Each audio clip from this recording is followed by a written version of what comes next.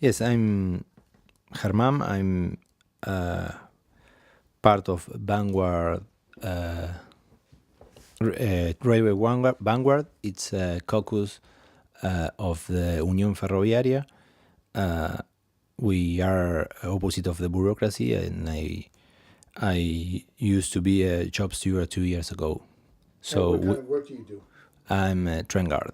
You're a train guard. Okay. What does a train guard do? Open and close the doors, and they we care the safety of passengers. In the metro system in Yes, Buenos in Aires. train, subway train. Subway train. And how many workers work in the subway trains in Buenos Aires? In Buenos Aires, we are 20,000, around 20,000. We belong to 3 different unions.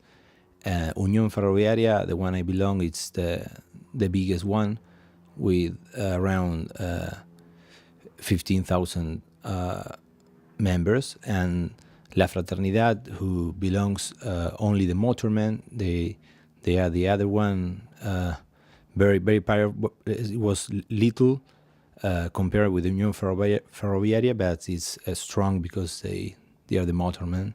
And also the third one is the workers that work with signals, señaleros. So when did you start working with railroad workers? With railroad workers, we built this caucus 2 years ago. We were part of the fights we having in the railroad many years ago against the outsourcing. We have a very important fight confronting the companies that outsourcing many workers with low wages and very bad contracts. There was at that time I was a shop steward, and our shop steward committee was fighting for the finish of those contracts and of outsourcing companies, and to get full contracts and the main contract for all the workers that were working at that condition, very bad conditions. The fight began with the organization of outsourcing workers in Roca Line. That organization was very hard with many picket lines, and the reaction of the bureaucracy to those fight was conforming gangsters and a group of people to try to break those picket lines. And when they do it, and on November the 20th of 2010, they killed by a bullet, by a gunfire, Mariano Ferreira. He was a militant supporting the workers. So after that, our caucus, our shop steer committee in Belgrano Norte, immediately we do a strike for 24 hours. We do a picket line, and we were claiming against the bureaucracy because they were responsible of this murder, and supporting the outsourcing workers. After this killing, the outsourcing workers organizing started organizing in all the lines, and and we do a fight that it take 1 year with mobilizations, with confronting with the police, with many picket lines, and more than 2,000 workers in all the railway unions. We could gain into the main contract. So that was very important fight, and after that we created our caucus. Now, during the military dictatorship in 1976, which was supported by the United States, what happened to the railroad workers at that time? We have in the railway workers more than 300 people killed, and the dictatorship said they disappeared, but they were killed by the dictatorship, and the workers made a lot of resistance to the dictatorship, the military dictatorship, but they were betrayed obviously by the bureaucracy, by the Peronist bureaucracy. But we have a lot of history about the workers organizing, also not in 1976, but also before confronting all the different military coups as well. Well, one of the things that they did was they increased the hours to 12-hour day, and there was a fight to go back to the 6-hour day. How was that fight successful for the 6-hour day in the metro and the railways, and what was the role of the unions in that struggle? Yes, our co-workers in metro workers, they did a hard fight, because they raised the hour to 8 hours when it was an unhealthy work to be in the underground. So they do that fight. They did that fight, and they won. They won. It was very hard. There was a very hard strike that took 4 days, almost 4 days. So that what they gain, and also the railway workers, it's an unhealthy work, and we rise as well the demand, and it's part of our demands, the reduction of 6-hour shift because of this, and also to create new jobs for the unemployed people. And how have health and safety conditions deteriorated as a result of outsourcing and privatization in the railroads and the metro? A lot, terribly a lot. Just to tell you that in 2010, in 2012, there was an accident that killed 52 people in Once Station. This is all caused by non-investment, zero investment of the private companies. They have reached very, very huge of benefits that they were amounting, and they were creating new companies with the subsidies of the state as well. So they are the full responsible, and the government that this happened. They were deteriorated so much, and after that, the government they blame the workers for these accidents. No, the lack of investment, and also the management of the bosses. So just telling you that in Argentina, in almost more of the trains, we don't have the system, the security system ATP, automatic train protection, that exists in many countries in the world since 50 years ago. So in Argentina, we don't have that, and it's proved by the investigation that was done, that the brakes of the train that crashed in Once Station in 2012 in February, they weren't working well. They were not functioning as they had to. So and now is running a trial that they want to say that they are going to judge the businessmen, but we know that they are going to go on free, but they want to say the worker as well is guilty. So, and that's why we had to defend Marcos Cordova, that was the driver of the motorman of that train, that he also is a victim of the railway system. We have many workers that they have died working. It was Celaya, was other motorman died when a branch of a tree entered to the motor deck, to the deck of the machine. So these are the conditions that we work in our line. The workers' conditions are very bad. In on May, died a worker from of an outsourced company in Belgrano Norte, and we asked to strike, and the lack of worker conditions was the cause of that. A crane fall on his head, and he died automatically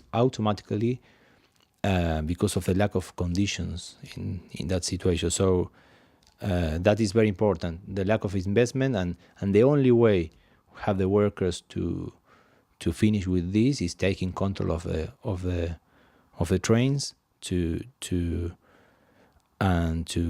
reject and eject the bosses and the government's representatives in the. So the unions and the workers have to run the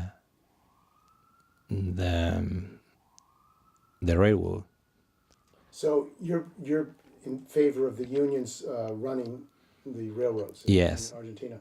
What are the Workers' control. Workers' control. What is the position of the Peronist government, and what is their response to the demands of workers about health and safety and about who should control the railroads? You mean in 1945, in that Today. in today at the Cristina Kirchner's government? At one time, they were for public control. Yes. The Peronist movement was for public control and the public having some control. What is it? What's changed? What was it before? What's changed, and what's going on now? And after the accident, they tried to say that, and they did it with one line, with Sarmiento's line, that was the line that where the accident occurred, that they were going to restatalize all the trains, and they didn't do that, but they made more intervention. But the intervention they do is a reactionary intervention. We don't ask them to statalize everything, to be more control, because we know that they are not going to do that. They are partnered with the businessman. They defend the profits of the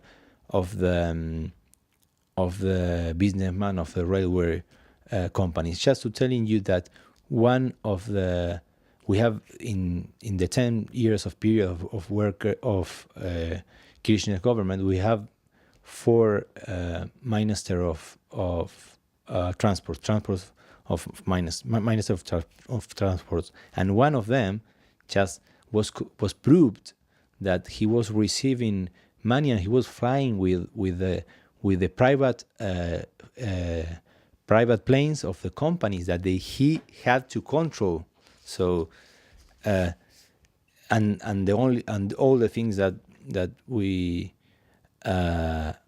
it doesn't appear to the reality, but to the public, but we know that happens. And in this there is a collaboration of the bureaucracy that they participate in betraying the workers.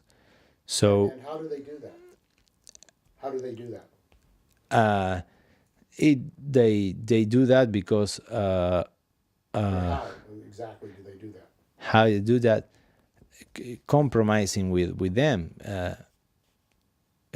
going the bargaining table and just accepting all the demands that the bosses and the government want. But regarding the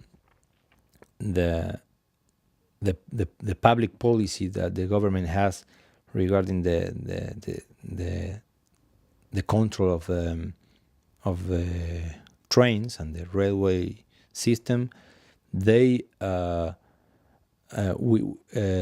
statization that made Perón in 1945 was in the middle of or after the Second World War, when the Perón bought the trains for a huge of money that England owed to the Argentinian state because of the exportation of the crops, so the raw materials. So Perón bought of all of this, and after that the industry. Argentina couldn't develop the industry of the rail so much. It's a backward country, so the trains, the convoys, they deteriorated by the time, and in 1968 it started the Plan Larkin in the railway. The Plan Larkin was thought by General Larkin, that was an U.S. general, that they will try for any way to close the lines and to develop the auto industry. So they needed to close the lines. So they wanted to control the organization, the economy organization, as part of a planning of the need of imperialist power. And Perón, in that sense, they accepted that, because he was thrown away of the power by a military coup, but Peronist workers wanted to resist, and the Peronist party said, no, we don't resist. We go back home and let's see what happened. So the nationalist bourgeoisie that betrayed obviously the interests of the worker, because they don't want to lose everything. They want to keep to share the exploitation of workers with imperialism. And so the unions in Argentina used to be controlled by the Peronists and be in the government. What's happened politically within the unions, the different national union federations in Argentina? What are they, and what's happening politically within these union federations? Now, you mean now? Yeah. Today, the economic situation in Argentina, just to make an introduction, is going worse because the crisis is being unloaded so hardly, with layoff, with inflation, and now the government is cracking down. So what's going on in workers in the confederations and the bureaucracy, they are now splitting of each other, the Peronists, one supporting the government, another one supporting the other sector of the bourgeoisie that wants to take control in the next period of elections. So that's the situation. They divide the working class between one or two other bourgeois sector. The confederations, now we have 5 confederations, 3 CGT and 2 CTA. The railway unions are divided in those CGT.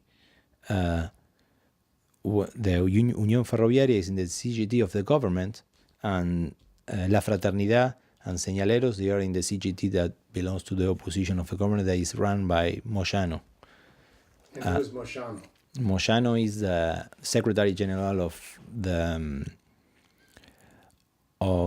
the like Teamster here, like transportation workers. Yes, truck drivers. And how many workers are in this federation, Moyano's federation? I can tell you for sure, but more than 1.5 million, 2 million maybe. So 1.5 million to 2 million workers. So yes. This is a large trade union federation. Yes. It's a very powerful. We had a general strike on April, I think. April 2013 or 2014. Yes, in April. And the general strike, the bureaucracy didn't call it mobilization because they are fear of the working class, of the crisis it's happening. So they want to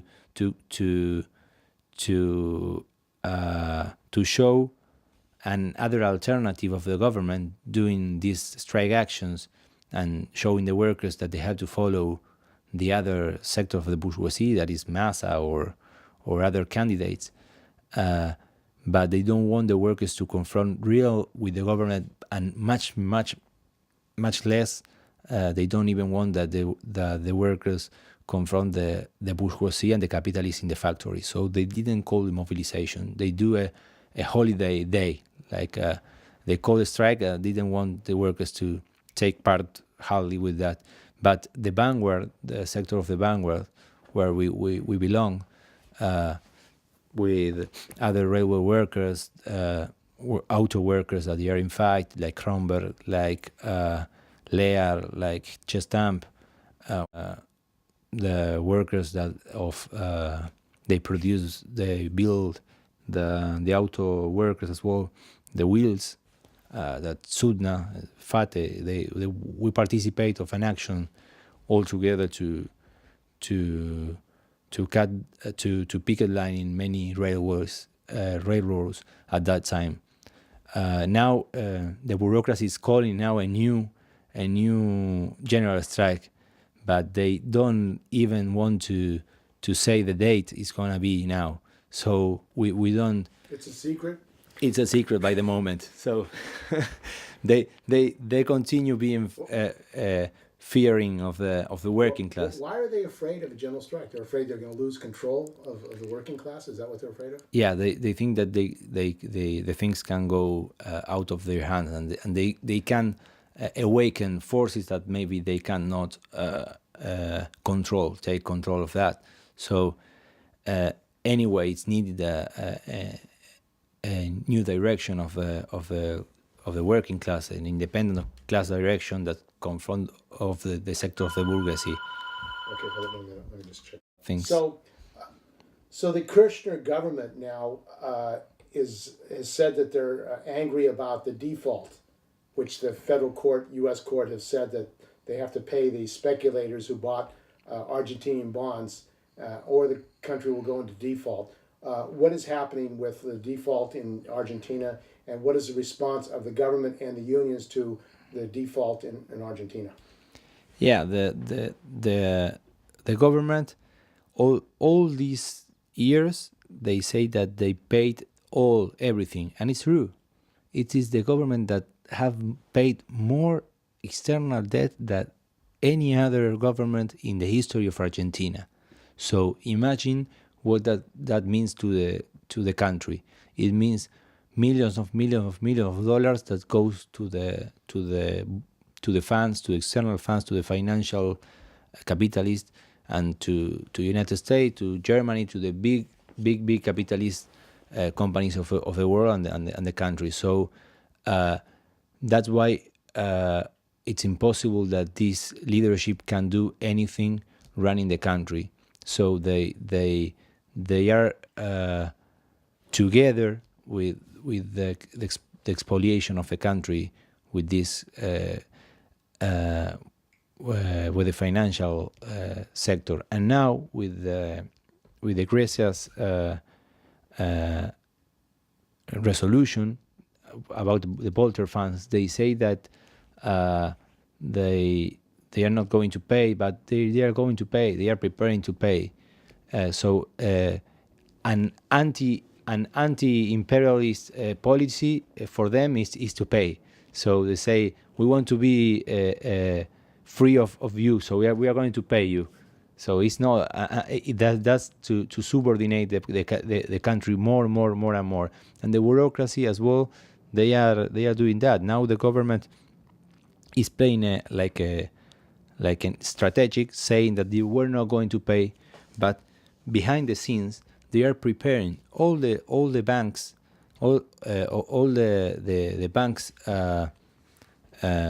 businessmen that support the government to pay, and all the bonds that the banks are going to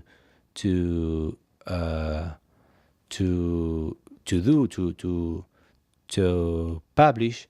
They are going to pay by the working class. So the government are going to buy those bonds to pay to the Walter funds, because they will create not only an internal debt, an external debt, also an internal debt that they are trying to discharge nowadays to the workers. And in this remember I told you that there was two sectors of the bourgeoisie confronting together to each other to take part or take control of the government, the Kirchnerists and the other side. Now they all agree of this. On also the bureaucracy that belongs to the different confederation, they all agree that Argentina has to pay the debt.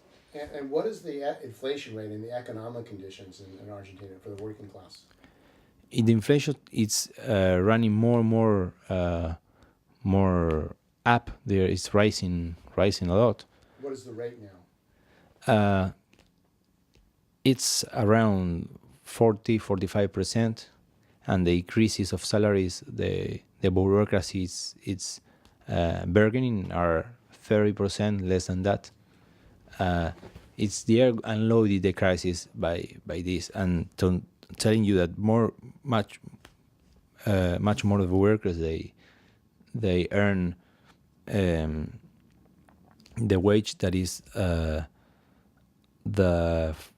the average is 4,000 pesos, and the living wage should be nowadays 12,000 for the less skilled workers. So there are many workers that are very bad paid, mostly of them, and the inflation is going harder for the working class.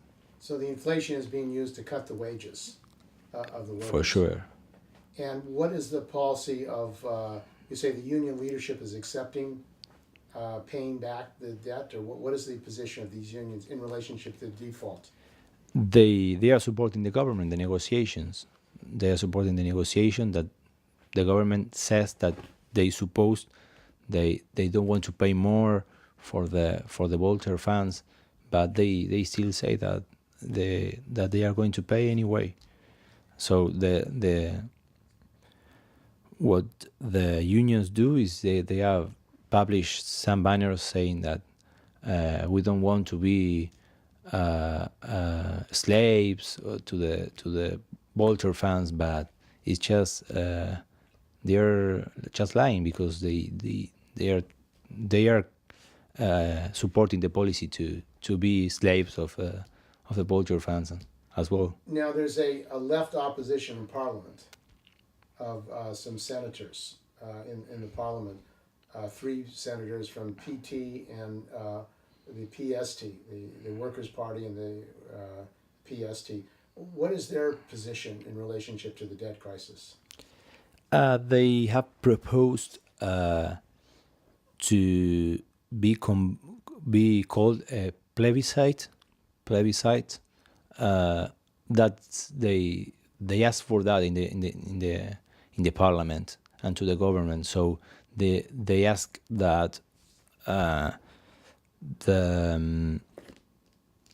people decide by vote if we have to pay the debt or we don't have to pay the debt.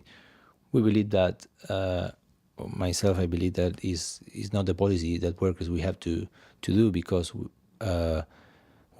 that's in their own field, in the bourgeois field, the parliament. We have to we have to confront the government and this policy and the bureaucracy in the unions and in the factories. So it is necessary to run a fight against the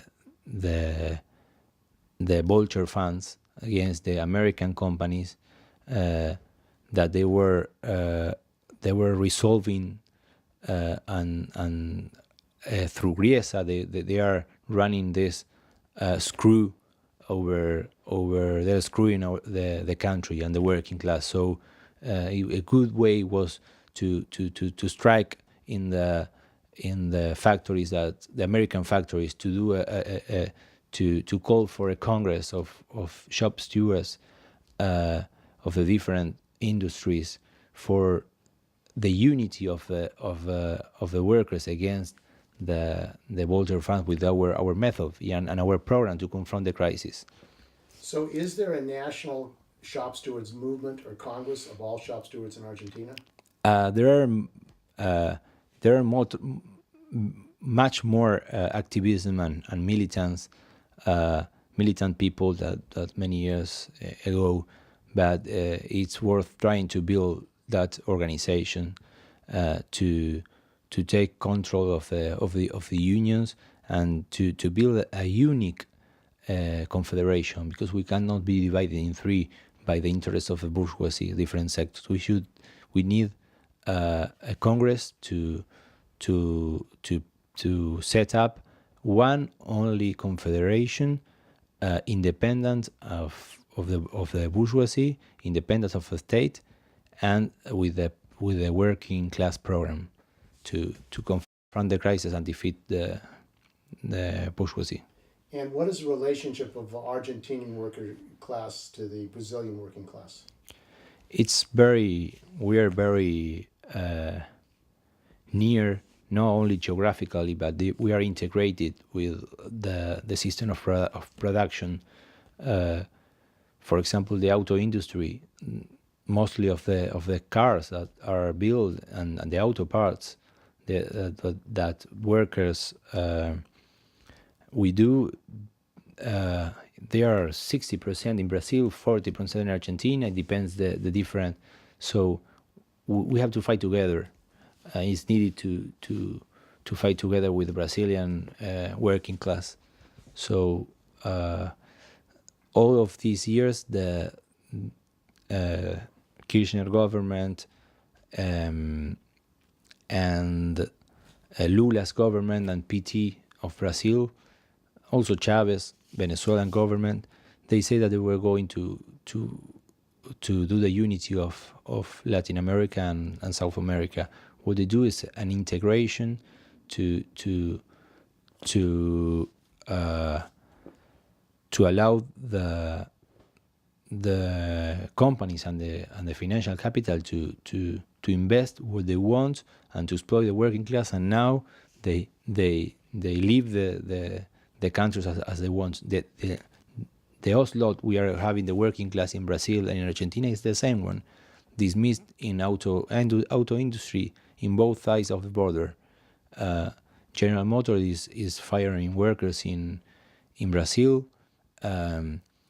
Is doing the same here in Argentina. In Rosario, they are firing, and they are as well not allowing with the bureaucracy the election of combative job stewards. So it's the same. We have to unite and fight together. This policy of BRICS of Brazil and China and Russia coming together. What do you think that would mean for the people of Argentina and Latin America? I don't think that it's going to be further that. I see it's a position they have just to show politically that they oppose they show that they are opposed of the IMF and of the World Bank, but it's just a show they do. I don't believe that integration is going to change anything. Okay, hold on. No, I think that it's just a show that they are doing about joining. They depend very much of the financial capital to the US and European countries. So it's just a show they are doing. I think it's not so serious. It can't go be further. Now, internationally, I mean, the Argentinian working class is linked up directly with workers in the United States, workers in Europe, workers all around the world. What relationship is there directly between the Argentinian workers politically and workers around the world? The Workers' Party, the NUMSA has called for the formation of a Workers' Party in South Africa. What is going on with the working class in Argentina as far as linking up with workers around the world? Yes, it's the same situation around the world. It's the need of unity internationally to confront the crisis and imperialist power it's the main things that we have to achieve, all workers, that we have class consciousness. The unity is very important from the Latin American workers, and also to stretch unity with North American workers, United States workers, mainly, Mexico workers as well. It's very related as well, these two countries. So we need to be together. That's the only way to defeat the imperialism. So internationally, this is the task that we have to do now. There are actions that we have to take to stop the massacre against the Palestinian and the murder of Palestinian people. So the actions that they are taking here, also there are many weapons factories that can be stopped in solidarity to that. So the actions, and this is how we are going to strengthen the solidarity and the common agreement of the task of workers. And what's going on in South Africa is a process that's it's announcing what's going to happen in many countries with this government, that they were Bonapartist sui generis governments. They try to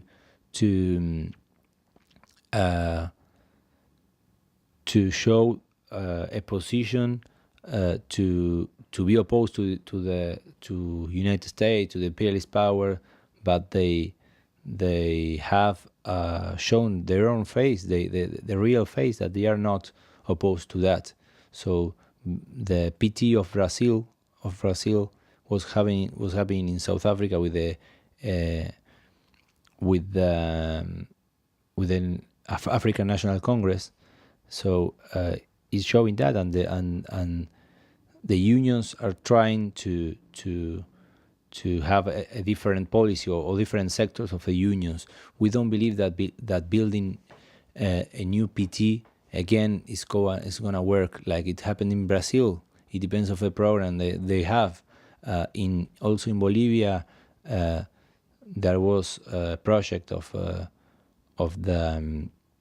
unions of the COP to build a PT or workers' party. PT we say in Spanish, a workers' party, and it didn't happen because there was a betrayal of the leadership. When the leadership is not running this, then they belong to the, for example, the MAS or in Bolivia, or they belong to the ANC. It's very dangerous. The only way to build an independence class party should be by delegates, and they should be controlled, that process, by the working class in the rank and file of the unions, and with elected delegates. Otherwise, it could be a maneuver, or to build another reformist party, as happened in Brazil. That they are going to run, and they're going to be the scapegoat of the now cracking down government of South Africa. That's the danger. So it should be combated, that politica, that policy. Is this economic crisis in Argentina, how do you think it's going to transform the consciousness and organization of the working class? It's going to deepen the economic crisis. How is it going to change the political dynamic and the consciousness of the working class in Argentina?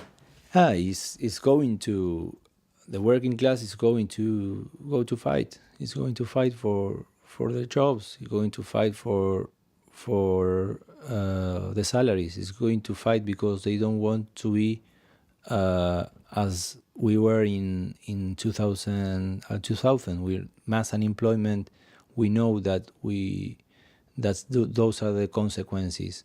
But we need a program. It's important to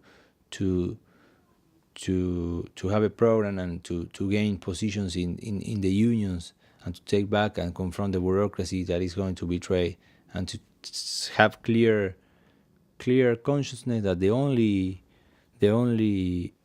arms we have is our strength, our own strength in the means of production. So we have to be confident of that.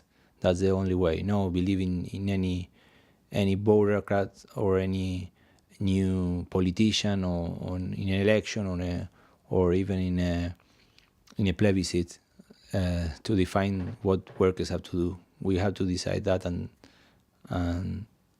with complete independence of the state and the bourgeoisie. And is there any national campaign against privatization of all workers in Argentina? No, there is no national campaign about that. The against privatization. Most of the public services are privatized, but the issue is it was privatized by the state. So what year was it privatized by the state? What period were all the public services privatized by the state? By the ruling class in power. So the same state privatized that. So because they have to do with the railroad, it was like that. Inside the state and inside the ministers, they planned the privatization, and now and any non-privatization, any statization that is going to happen, like was in IPF, it's the National Petrol Company that was privatized in the 90s to Repsol, it's a Spanish company, was bought the debt of Repsol by the government. So they say we nationalized the IPF, and now we have new fuel. We have more national fuel company. What they did, they put all their actions in New York for being invested by private capital finance. So that's what they did. They show they don't have nothing to offer as nationalization. They quit, or they take back the company to give from Spanish capitals to British capital, to English, to United States capitals, because they made an agreement with Chevron. So that's what the state can do, only to change one boss to another. They can't run anything in this period of crisis. So that's why we have to take control of the economy if we don't want to pay the crisis.